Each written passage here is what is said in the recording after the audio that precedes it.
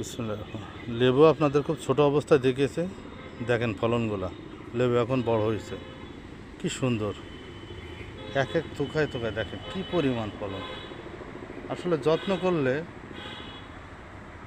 সবই সম্ভব। আর ছাদ বাগানের সবথেকে বড় কথা হলো, ছাদ বাগানে যদি কোনো ফল বা ফুল আসে তাহলে আসলে মনটা যে কী ভালো লাগে। আরও যদি নিজের তদবিরে হয়, সে কথা পুরো গাছে আছে। সবগুলা দেখাতে পারছি না, পুরো গাছে আছে। দেখেন দেখেন কি পরিমাণ ফলন, ওই কি পরিমাণ ফলন দেখেন, দেখছেন পুরো গাছ জুড়ে আছে এভাবে, খুব সুন্দর। ছাদে আসলে মনটা ভরে যায়। আর গাছ একটা না তো, গাছ তিনটা চারটা।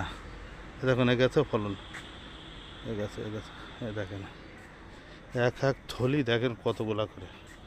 দেখেন মনটা জুড়িয়ে দেয়।